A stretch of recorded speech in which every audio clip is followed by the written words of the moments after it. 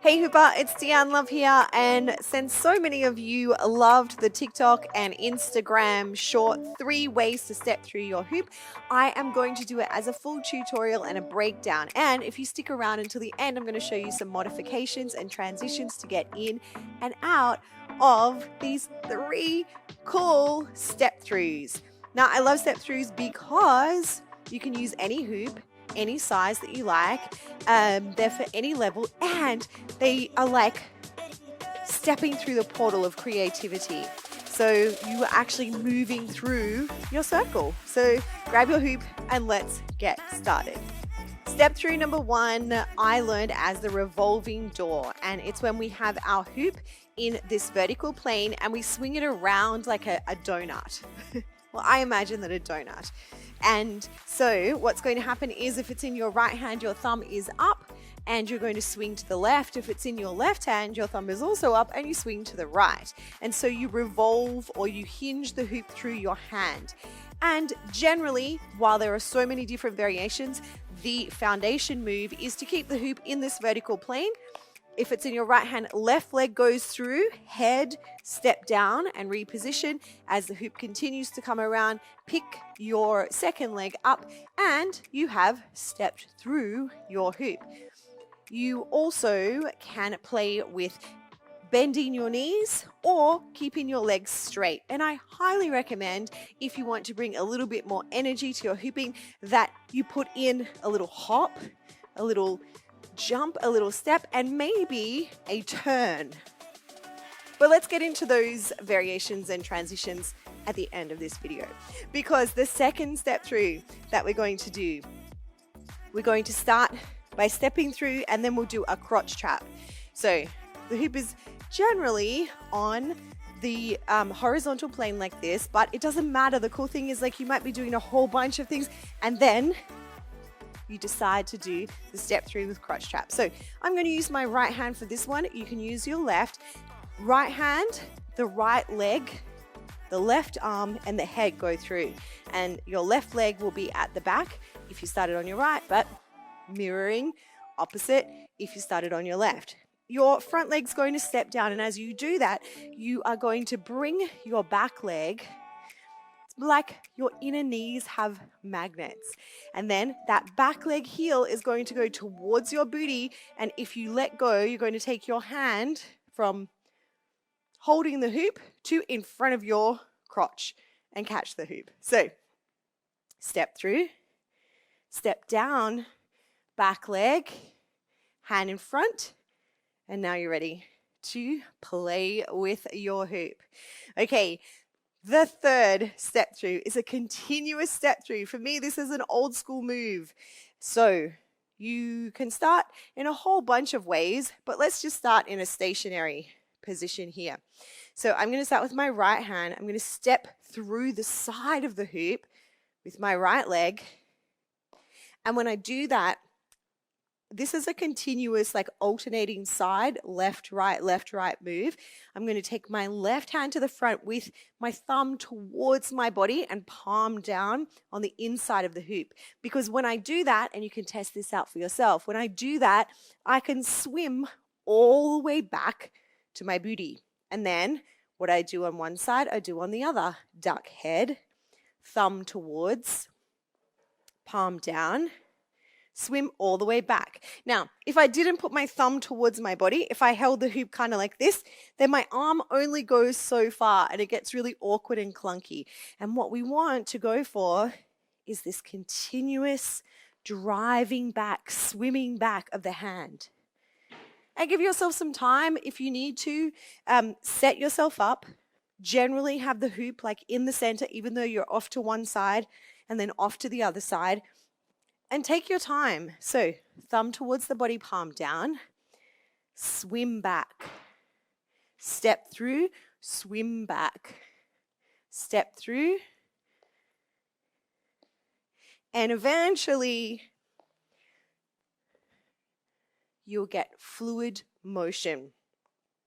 Okay, as promised, let's have a look at some variations, modifications, and transitions with these moves, because it's great to learn tricks, but if we can't put them into connection and flow with other things, then you can get a bit stuck in the mud. I totally get it. All right, so let's take a look at the first one, the revolving door, or this vertical step through. As I said, you can add a little jump. So as the hoop swings around and I put my left leg in, I like to do a little hop and a little hop. So either side. You can also play with keeping your toes pointed. You can reach through the hoop to give it a little bit more drama. So you're going to reach through and open up so you're not feeling so kind of hunched up in the hoop. You can turn, and I like to turn in the same direction as my hoop. So turn and turn. You can do a full 360. Swing and swing. Yes. Now to get into this kind of step through, you could come from a twister. So this is like passing. In fact, you could come from passing if you like. Let's start with passing. So knuckles are up. Palms are down. We pass at the front and the back.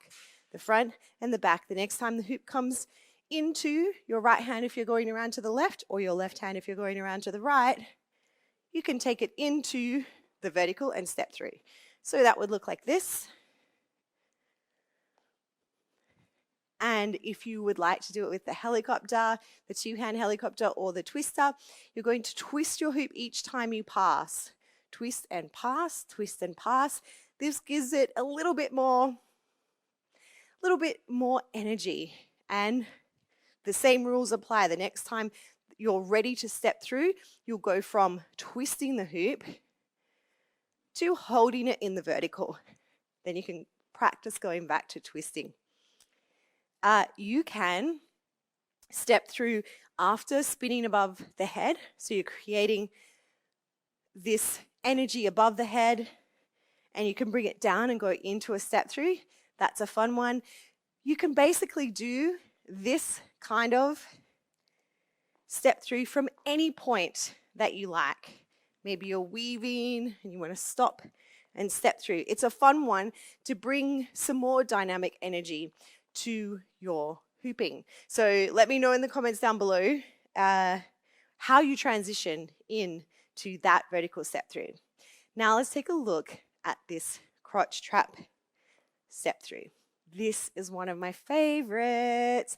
One thing that I really like to do, instead of just standing facing one position, which is also super cool, and doing the crotch trap, is I like to turn. And I'm going to turn, if I put it on my right leg, if I put my right leg through first, I turn towards the right. So that would look like this. And so I'm pivoting on my right foot. I'm doing exactly the same. Step through. Back leg pushes the hoop forward. It drops down the back as my heel goes to my booty, and I catch it in my hand. Except what I'm doing is, as I step through, I'm kind of doing a quarter or a half turn. And as I step down and push the hoop towards my hand, I also propel myself around. So you can get some real dynamic height and movement by simply adding a 360 turn to that move. Okay, now for the continuous step through. This is a move that I learned a really long time ago. And not only is it a super great workout that's going to get you really puffed and really strong and really fit, but it can be super funky and help you to move with the beat.